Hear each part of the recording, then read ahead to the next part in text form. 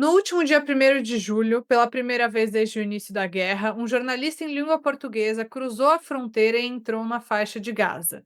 Hoje, ele está aqui para contar sobre essa experiência. Eu sou Anita Efraim, jornalista e mestre em comunicação política, e esse é o E Eu Com Isso, o podcast do Instituto Brasil-Israel. E eu sou a Amanda Hatzir, estudo psicanálise, cultura judaica e sociedade israelense. Convidamos o jornalista Henri Galski, editor do portal Israel de Fato, que é brasileiro e vive em Israel, para contar o que viu em Gaza após um ano de insistência para que isso acontecesse. Henri, seja muito bem-vindo. Obrigada aí por topar conversar com a gente. Obrigado. Bom, em primeiro lugar, queria saber, né, como que foi o processo, né, o pedido para entrar, né, para cruzar a fronteira, entrar em Gaza. E também questionar, né, eu acho que é uma coisa que você já abordou, né, mas trazer aqui para o nosso podcast, né, já que era interesse do exército israelense mostrar que existia ajuda humanitária, que foi ali a área que você acessou, por que demorou tanto, né, e o que mudou para que finalmente a sua entrada fosse autorizada? Claro, Amanda. Bom, em primeiro lugar, assim, eu estou há um ano pedindo pelo Israel de Fato e também pela CNN Portugal, que eu sou correspondente deles aqui em Israel também. E eu peço semanalmente a pessoas do Exército, não posso revelar evidentemente quem são essas pessoas, e sempre há aquela resposta de que não é possível, porque essa é uma decisão do governo, não uma decisão do Exército, de não permitir a entrada de jornalistas estrangeiros na faixa de Gaza. Depois a gente pode até aprofundar. Na última terça-feira, eu recebi uma ligação de uma pessoa do Exército que me perguntou assim: o que você vai fazer na quinta-feira? Eu falei: vou trabalhar, normalmente, como de costume. Aí ele falou: você tem interesse de entrar na faixa de Gaza? Eu falei: tenho, evidentemente que tenho. Aí ele falou: então é o seguinte, na quinta-feira a gente vai te passar a localização, você e alguns jornalistas estrangeiros vão poder entrar. E foi muito generoso da parte dele lembrar de mim, porque, assim, para ser bem franco em relação a essa divisão, o próprio Exército fala isso, né? Eles fazem uma divisão que eles sempre dão prioridade à imprensa, a veículos de língua inglesa, principalmente aqueles clássicos, né? A CNN Internacional, a BBC, ou também veículos fortes na Europa, como a Deutsche Welle da Alemanha, enfim. E aí ele falou: tem um lugar para você, mas você precisa ir sozinho. Isso significa que eu não poderia levar um cinegrafista comigo, como aconteceu esse ano ainda, quando eu estive em Kerem Shalom, na passagem, que é o lugar de passagem dos caminhões, no lado israelense. Eu estive com a CNN em Portugal, com o Israel de Fato, mas aí a CNN em Portugal me disponibilizou um cinegrafista israelense para me acompanhar. Dessa vez eu não tinha essa possibilidade, o que tornava o meu desafio muito maior. E, para além disso, eu não tinha um colete e também não tinha um capacete. Ele me disse claramente que sem um capacete, sem um colete, eu não poderia entrar. A partir daí, eu tinha 2 dias para resolver isso. Aí eu avisei para o pessoal da CNN em Portugal, e eles tinham muito interesse que eu entrasse. Eles também estavam me pedindo isso. E aí eles conseguiram com a CNN Internacional. Então, eu precisei sair daqui do norte de Israel e me deslocar até Jerusalém, no prédio onde fica a CNN Internacional, que é o prédio também onde fica o Jerusalém Post, curiosamente, e fui lá buscar esse colete. Então, foi 1h50 de viagem para ir, 1h50 de viagem para voltar, e já me preparar para 2 dias depois, ir também durante a manhã para aquele ponto de encontro lá na fronteira com a faixa de Gaza. Foi assim que aconteceu esse convite depois de um ano de insistência. A outra pergunta qual era, Amanda? O que mudou, né, para que finalmente autorizassem a Ah, sua entrada? claro, claro. Eu acho, né, e aqui é uma visão minha, eu acho que a pressão internacional sobre Israel ela é evidente. E o aumento dessa pressão ele é percebido também pelo próprio governo israelense. Então, acho que uma das formas que Israel entendia era de que era preciso mostrar um dos pontos que Israel, um dos pontos da defesa da narrativa israelense, que é, e eu vou dar a posição de Israel e vou dar o outro lado, tá? Como jornalista, vou fazer isso. A posição de Israel é que nesse local onde eu estive, já no lado palestino, né, na faixa de Gaza, há o equivalente a 800 caminhões de ajuda humanitária que a ONU não vai lá porque não quer. Está disponibilizado, isso fica no extremo sul da faixa de Gaza, esses alimentos, essa ajuda humanitária está lá, mas a ONU não manda os caminhões porque não quer mandar. Esse é o lado da versão israelense.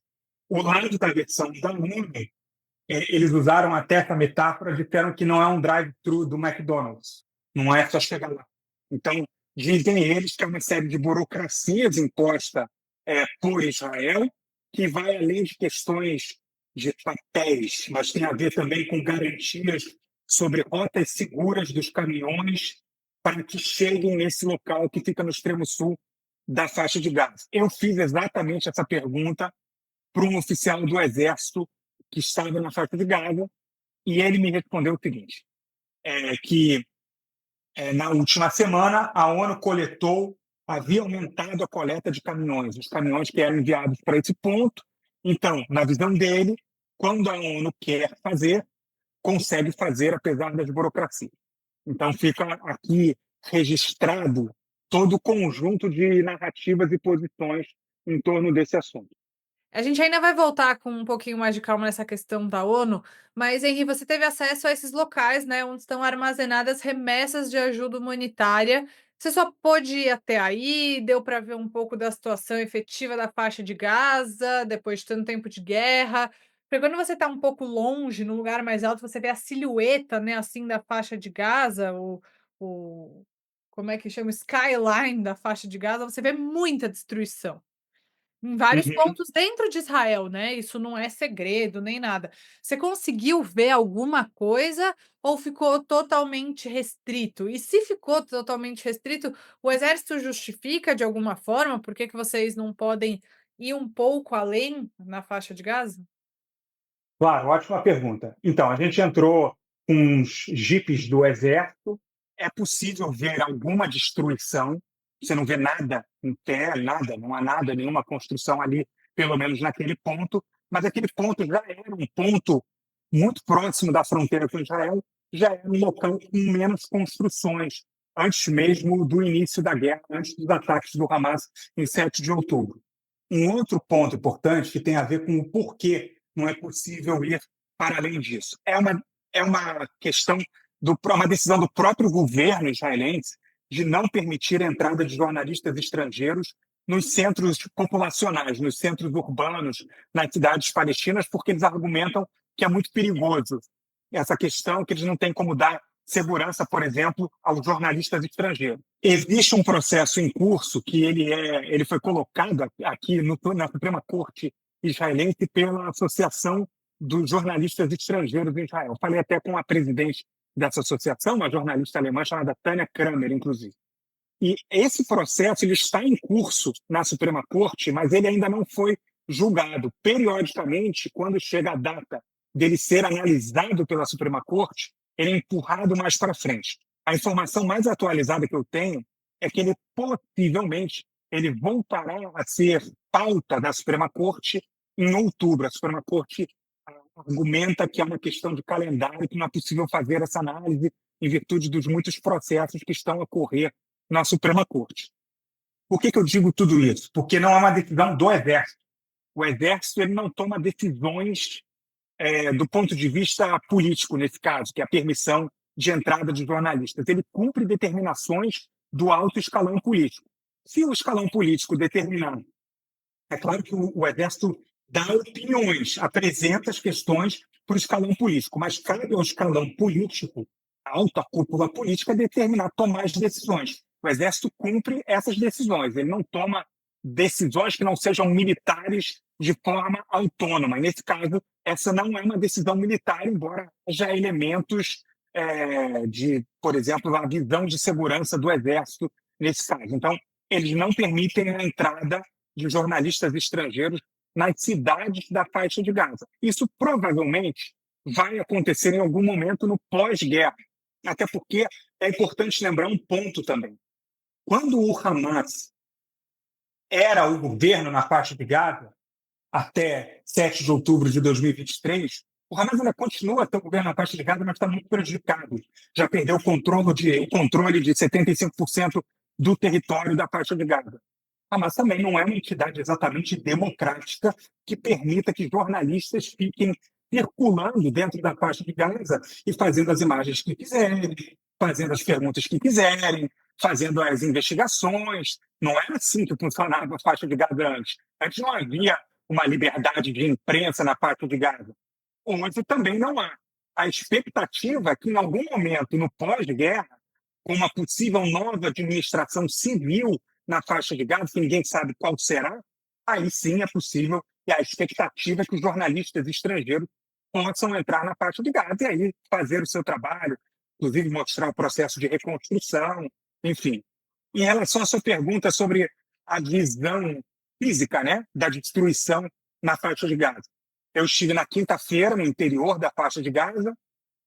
No dia seguinte, a pedido também da CNN em Portugal, eles me pediram para fazer um dia de entradas ao vivo o mais próximo possível da faixa de Gaza. Por orientação, inclusive, uma pessoa do Exército falou: olha, você não pode entrar, mas tem um ponto que você consegue ver.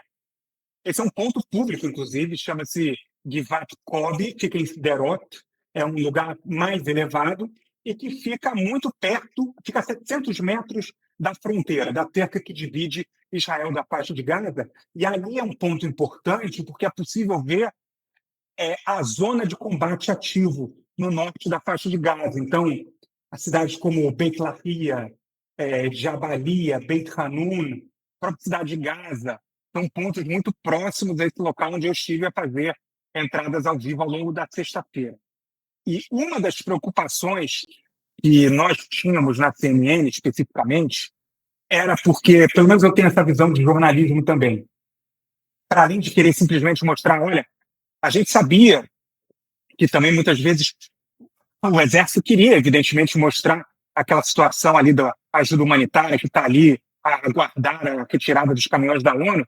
Então, o meu interesse ali foi fazer uma matéria também que pudesse dar a dimensão concreta de locais que a gente está cobrindo há 2 anos, mas são locais reais. Então, eu fiz um momento em que eu fui mais próximo possível da fronteira, daquela tríplice fronteira entre Israel, Egito, a faixa de Gaza, para mostrar, olha, ali fica o corredor Filadélfia, que é aquela faixa de 14 quilômetros que faz a fronteira entre a faixa de Gaza e o Egito.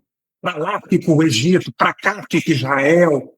Então, fiz questão aqui a passagem de Kerem Shalom, que são pontos muito importantes ao longo dessa cobertura, mas que muitas vezes ficam num terreno ali meio etéreo, de nome sem significado. Então, na minha visão, era importante também mostrar a materialidade desses locais, entendeu?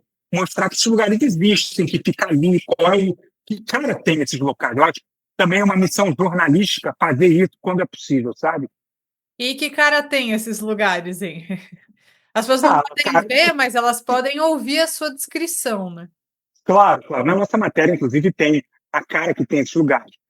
Barreiras de proteção, cercas muito grandes. O Egito mesmo tem uma cerca muito grande que faz a fronteira com a faixa de Gaza. É um terreno muito inóspito do ponto de vista até de natureza, uma natureza rasteira. Não sei exatamente, eu não sou geógrafo, né? Mas a natureza do deserto, um deserto, não é um deserto aquela visão que até é possível encontrar aqui em Israel, uma visão, de certa forma, turística do deserto.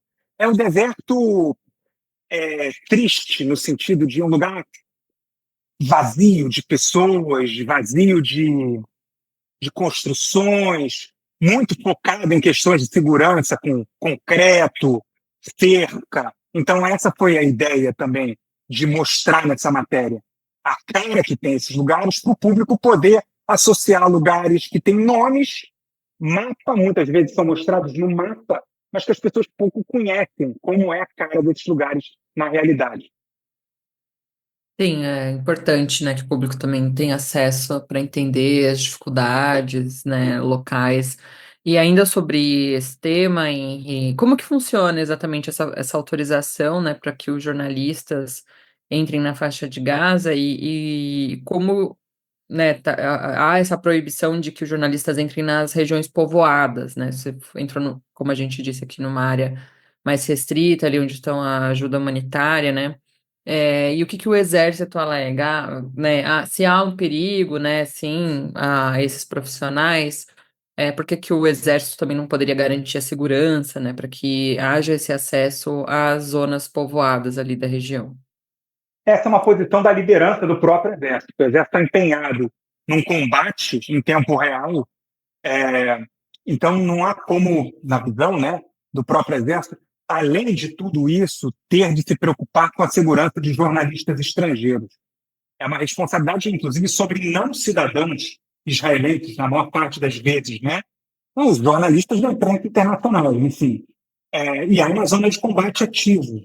Tem toda essa questão. Muitas vezes o que acontece é que jornalistas de veículos de comunicação de Israel, especialmente canais de televisão, eles sim conseguem entrar em zona de combate ativo, inclusive mais próximos das cidades e tudo mais, acompanhados completamente pelo exército. Mas esse é o tipo de, eu vou dizer entre aspas, um privilégio destinado à imprensa israelense. No passado também isso já aconteceu com outros veículos de comunicação estrangeiros, em especial da imprensa norte-americana. Mas há muito tempo essas excursões, entre aspas, excursão, não é uma excursão, mas essa possibilidade de ir acompanhado do exército às zonas de combate, há muito tempo ela não é dada à imprensa estrangeira, né? No local que nós estávamos ali, no sul de Israel, eu entrei algo como 2 ou 3 quilômetros para dentro, né, do território da faixa de Gaza. É um local muito mais vazio e com muito maior a presença do exército de Israel. Então não existe uma sensação de que vai haver um confronto ali, porque você não consegue nem perceber a existência de inimigos ali, grupos terroristas, enfim. Aí não passa essa sensação, passa uma sensação de vazio e de grandes estruturas. Então, ali havia também uma estrutura logística do GHF, que é o Fundo Humanitário de Gaza, que é essa empresa privada norte-americana, apoiada por Estados Unidos e Israel, que hoje faz o processo de distribuição de ajuda humanitária e que sofre críticas muito contundentes da comunidade internacional. Ela sofre bastante crítica em função dos episódios de violência que costumam acontecer no entorno desses centros de distribuição. Ali não é um centro de distribuição. Ali é simplesmente um depósito logístico de armazenamento, onde ali provavelmente os caminhões ali do GHF vão até aquele ponto, pegam e levam para os 4 centros de distribuição que existem nesse momento na faixa de Gaza. Henri, da sua sensação, você acha que assim, você entrar lá contra os jornalistas, ver esse volume muito grande de comida, etc., te deu um pouco uma sensação de que o exército estava cumprindo uma agenda de tentar rebater esses argumentos de que pessoas estão morrendo de fome em Gaza? E você acha que é muito ousado a gente dizer que não interessa nem a Israel nem ao Hamas a entrada de jornalistas na faixa de Gaza hoje? Depende. Eu acho que depende do objetivo. Muitas vezes, e você é jornalista, né? A gente sabe que muitas vezes a própria imprensa é usada. Muitas vezes a imprensa usa e é usada. Esse é o jogo também do jornalismo, aliás, acontece com muita frequência. No caso específico do Hamas, o Hamas já mostrou imagens em outras ocasiões que para ele eram interessantes mostrar, né? Israel agora também está numa ofensiva diplomática internacional. Aliás, nós estivemos nesse ponto na faixa de Gaza e uma das perguntas a um dos oficiais era exatamente essa: se há crise de fome na faixa de Gaza. De novo, esse oficial disse: não existe fome na faixa de Gaza. Essa é uma declaração oficial, tá? Não existe, ele dizendo que não existe fome na faixa de Gaza, e ele dizia novamente que a fome era uma questão de narrativa do Hamas. Então, por que eu estou dizendo isso? Porque o objetivo também de mostrar essa grande quantidade de alimentos tinha também a questão de dar suporte material ao argumento de Israel. Apesar de que as organizações, mais de 100 organizações de direitos humanos, como eu disse até antes, dizem o contrário, de que há fome na faixa de Gaza. Só que qual a grande questão, e esse é um ponto fundamental desse conflito especificamente, como não há acesso livre de jornalistas à faixa de Gaza, a missão jornalística de checagem independente ela fica muito prejudicada. O que o jornalismo faz nesse momento? Ele cita os dois lados, porque ele não tem como verificar de forma independente. Ele cita os dois lados e atribui. Segundo o Exército de Israel, não tem fome. Segundo a ONU e as organizações de ajuda humanitária, de organizações de direitos humanos, tem fome. Então, o jornalismo fica também no meio dessa guerra de narrativa. É um debate importante até para o próprio jornalismo, para que o jornalismo saiba como se comportar ou tenha uma espécie de... ou faça uma espécie de reflexão, faça uma reflexão de como se comportar numa situação como essa. E eu digo mais o seguinte, se houvesse acesso livre de jornalistas estrangeiros à faixa de Gaza, quais seriam os elementos que permitiriam aos jornalistas afirmar de forma individual se há ou não fome na faixa de Gaza? Seria preciso um tipo de abordagem a dados que talvez um jornalista individual ele não tenha capacidade de fazer, de executar essa tarefa. Quem talvez possa afirmar, ou me parece que é o caso, são organizações independentes, que do momento em que houver algo que seja próximo a uma administração civil minimamente normal na faixa de Gaza, aí é possível, sim, que organizações independentes entrem no território e façam essa verificação por conta própria. Hoje, várias dessas organizações afirmam que há fome na faixa de Gaza. Eu não estou desmentindo essas organizações, eu estou apenas citando qual seria o modelo ideal para chegar a essa conclusão da forma mais isenta possível. É o que me parece. Eu não sou um técnico no sentido, eu não sou capaz de, a partir de uma observação, digamos que eu passasse um dia na faixa de Gaza, talvez eu conseguisse ter acesso a um determinado número de famílias para dizer, olha, nessas situações aqui existe fome. Eu poderia chegar a essa conclusão, mas eu talvez não tivesse elementos de dados para dizer que entre os 2 milhões de habitantes há ou não fome. Entende o que eu quero dizer? Sim. Eu tomo muito cuidado com essas afirmações. Eu acho que nós, jornalistas, temos uma responsabilidade, a gente tem que ser muito sério em relação a esse tipo de afirmação. Porque a gente está vivendo uma época muito complicada, posteriormente até a própria CNN em Portugal, eu digo complicada em relação ao próprio jornalismo e à própria questão das redes sociais. Posteriormente, a CNN em Portugal me pediu para escrever um texto pessoal sobre a minha ida à faixa de Gaza.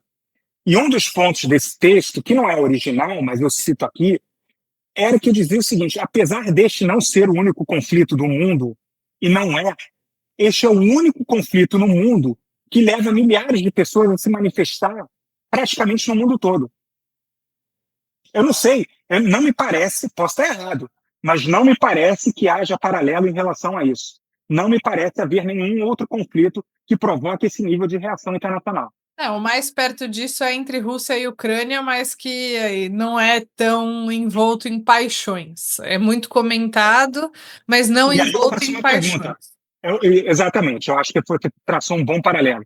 E eu deixo aqui uma pergunta para você, para a Amanda e para todos que nos assistem. Eu não sei, eu não vivo no Brasil já há algum tempo. Vocês se recordam de manifestações contra a Rússia no Brasil? Não, nunca Pois aconteceu.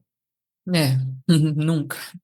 é isso que eu estou falando. Então, a Anitta citou um belo exemplo do que seria talvez o conflito mais próximo de mobilização de sentimentos e tudo mais.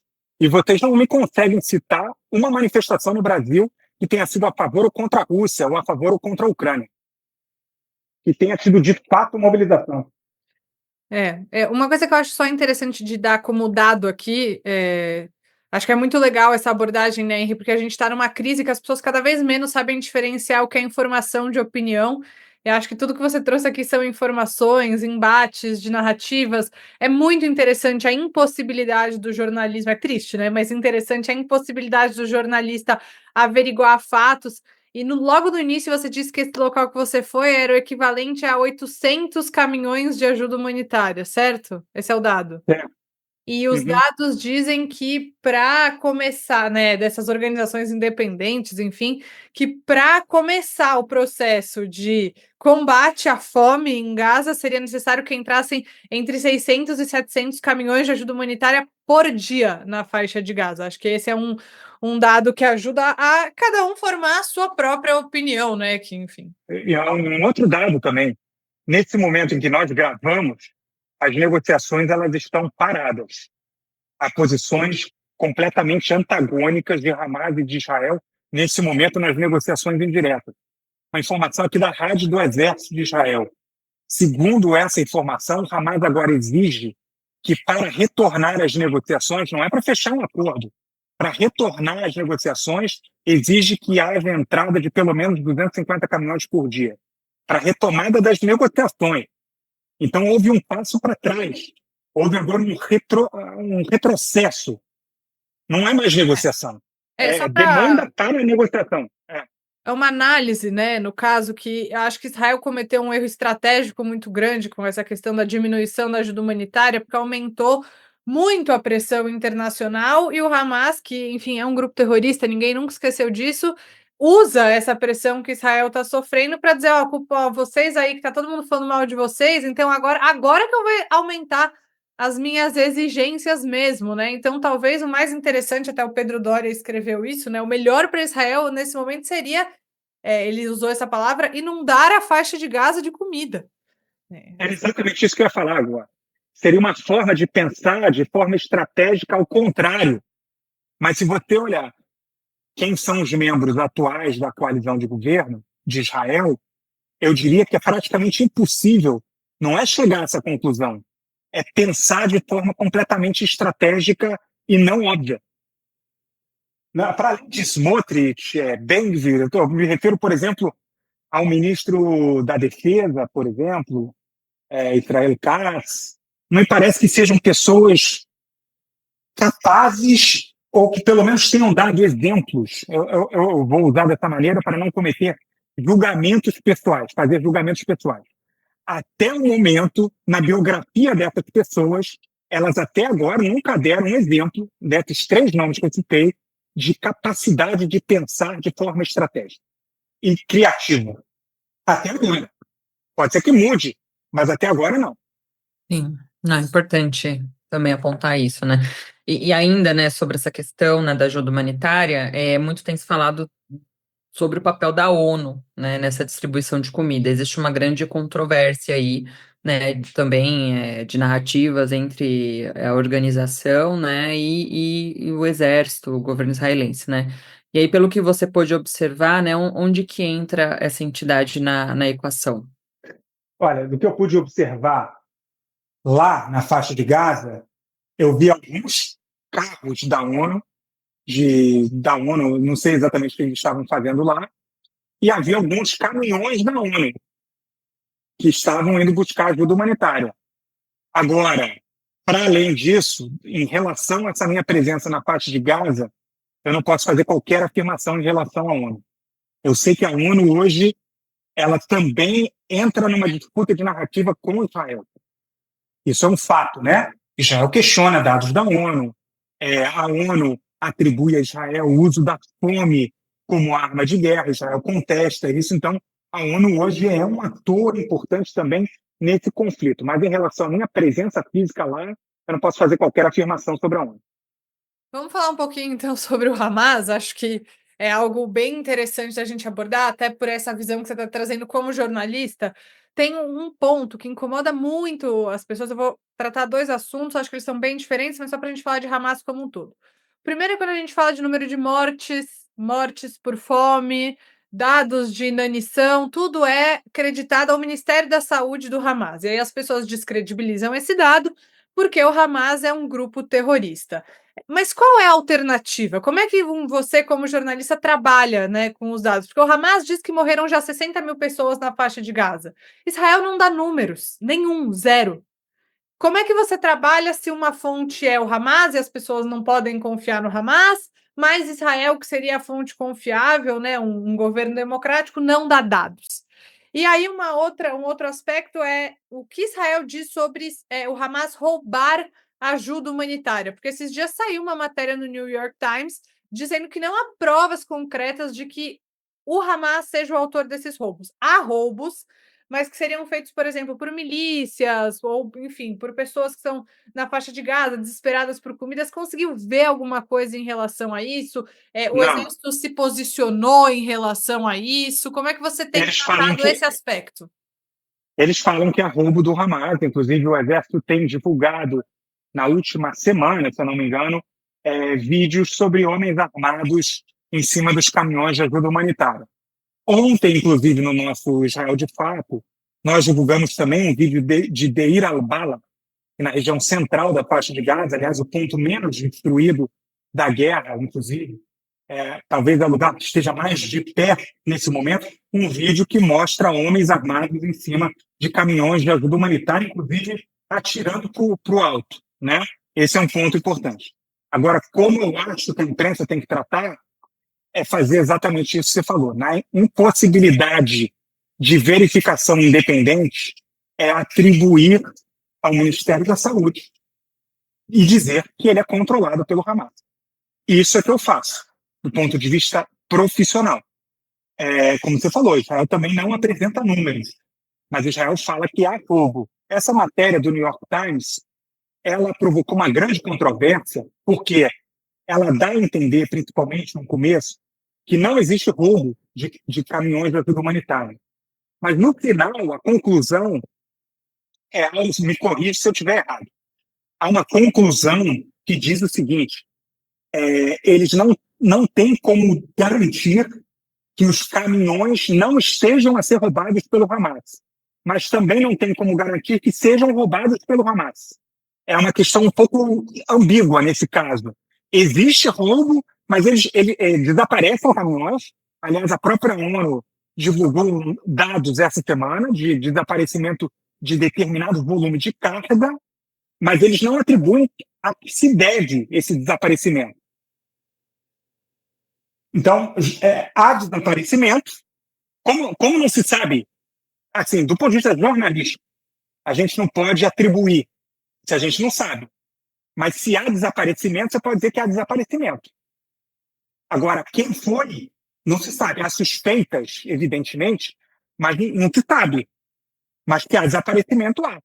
Quer dizer, a quantidade de caminhões que entram não é o mesmo, o volume de comida não é o mesmo que chega disponibilizado para a população.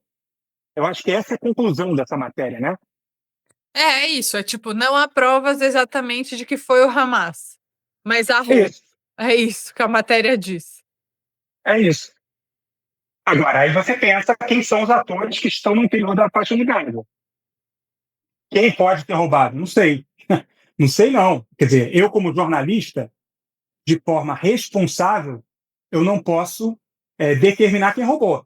Mas nós sabemos quem está atuando na faixa de Gaza. Sim. E, bom, a gente está falando de muitas controvérsias, né, hoje aqui no episódio, e uma delas é sobre o atual status do corredor Filadélfia, que também, né, que ali é a fronteira ali entre Egito, né, também a faixa de Gaza, né. Queria que você comentasse um pouco de que forma o que está acontecendo ali também na fronteira, né, controlada também pelo exército, né, como que isso afeta a relação Israel-Egito. Considerando que Olha, essa tem sido uma, né, aliança, né, estratégica também, ali pensando no Oriente Médio, né, nas últimas décadas. sim, eu vou te dizer o seguinte. Logo que a guerra começou, eu busquei um relatório que era de 2014, se eu não me engano. 2014 foi a última invasão terrestre israelense na faixa de Gaza, antes dessa resposta ao 7 de outubro de 2023.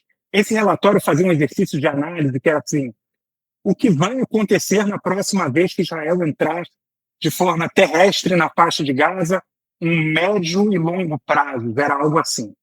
E dizia, um dos pontos é que Israel sofreria intensa crítica da comunidade internacional e poderia colocar em risco a aliança estratégica com o Egito. O Egito é fundamental para Israel, não só pela questão da paz, que é considerada uma paz fria, mas que é importante lembrar de dois elementos em relação ao Egito, ao histórico de guerras entre Israel e o Egito. Nunca houve uma guerra que entre árabe e israelense sem a presença do Egito, e nunca houve uma guerra que terminasse sem que o Egito se retirasse dela. Percebe? A paz com o Egito garante que Israel anule um dos principais focos históricos de embate militar do país no Oriente Médio. O que acontece hoje? A passagem de Rafah hoje tem controle israelense, ela está fechada.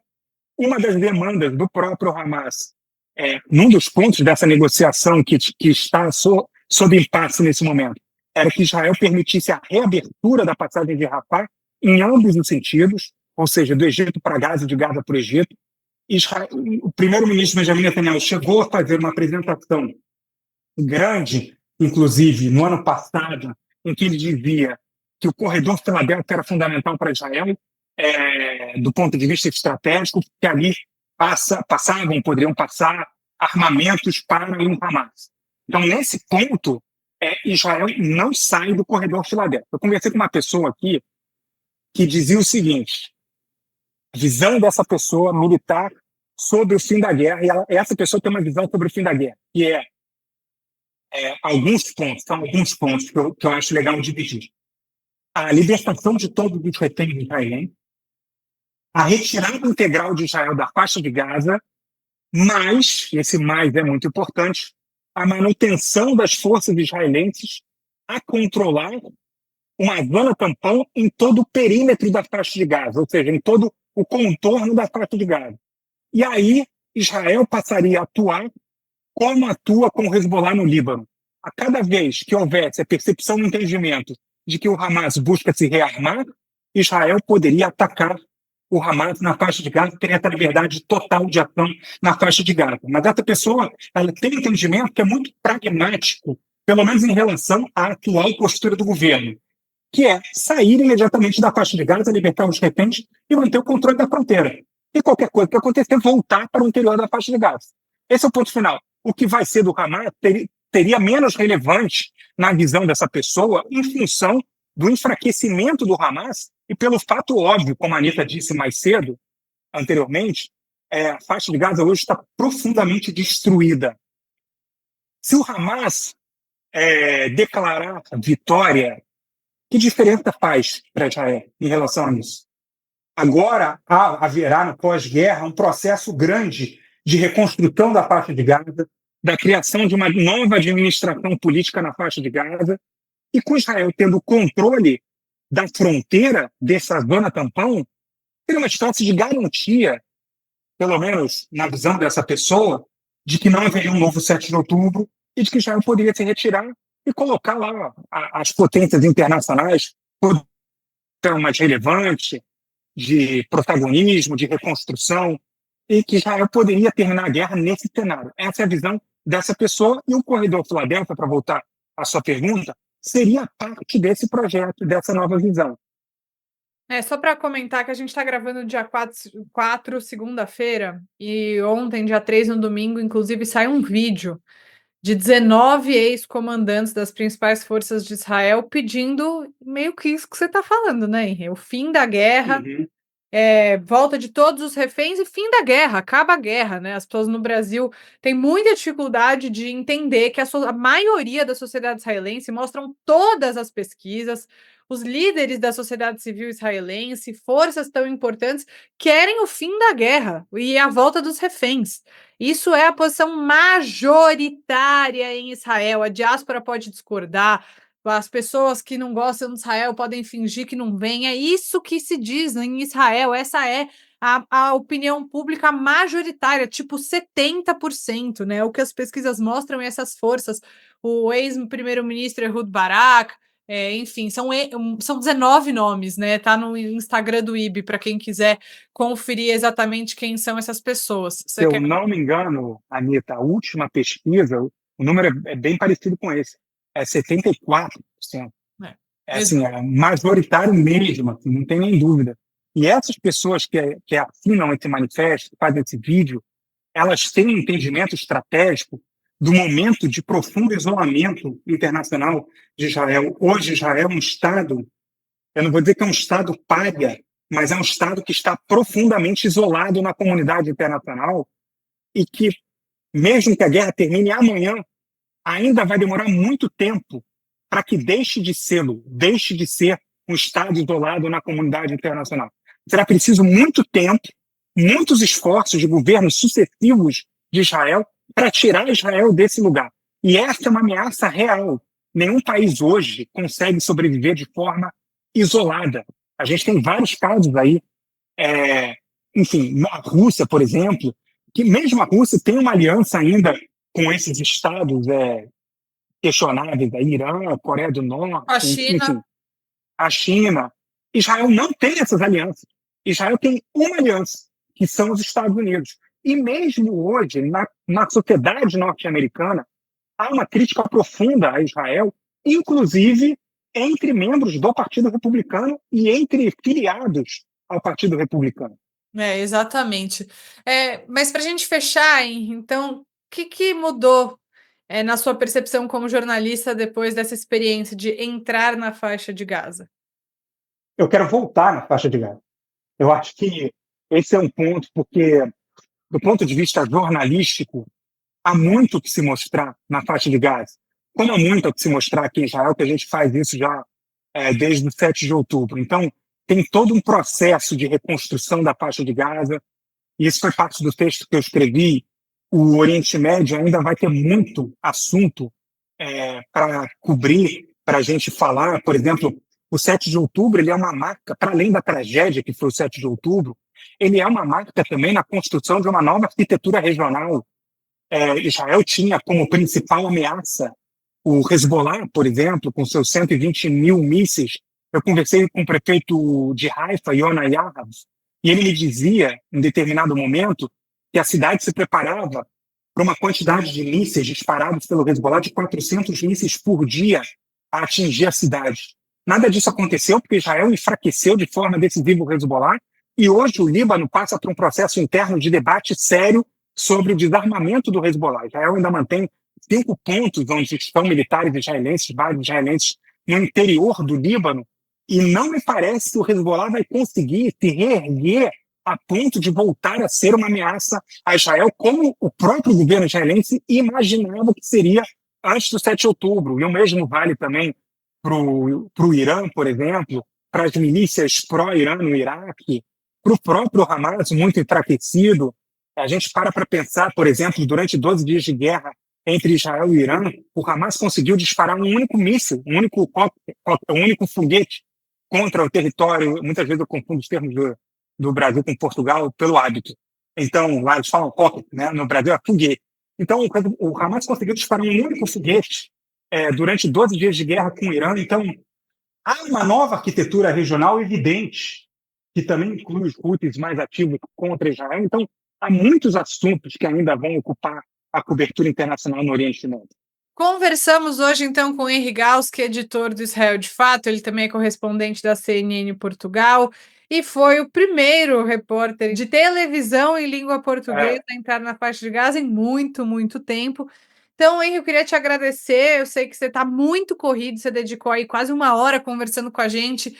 Muito obrigada de coração, você é um grande amigo e parceiro do IB e a gente é muito grato por isso. Não, é o que eu tenho que agradecer. Eu nem percebi que passou 1 hora. Foi um prazer enorme falar com vocês e contem comigo sempre. Foi um prazer te escutar, Henri. Muito obrigada mais uma vez. E para quem está acompanhando e quiser mandar mensagem dizendo o que achou do episódio, sugerindo temas, é só escrever para eucomisso@institutobrasilisrael.org. O E Eu Com Isso está em diversas plataformas de áudio, como Spotify, Orelo, Apple Podcast, também no canal do YouTube do Instituto Brasil Israel. Não esqueça de seguir o IB nas redes sociais e até quarta-feira que vem.